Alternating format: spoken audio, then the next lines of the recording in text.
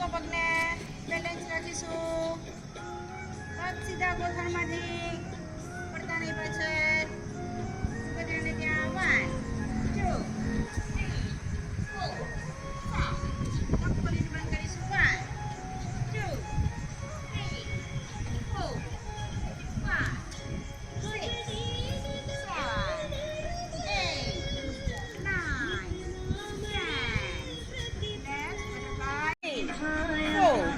5 6 7 8 9 10 પૂરા ઉપર 90 ડિગ્રી પર લઈ લો.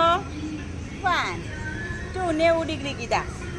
3 4 5 6 7 હવે માથું તમારું મૂકી દો પગની ઉપર.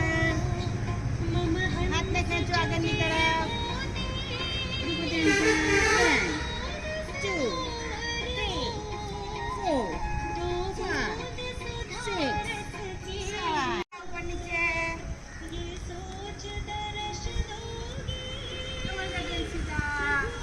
આ રીતે બેસીને કરો કેવા લાગે?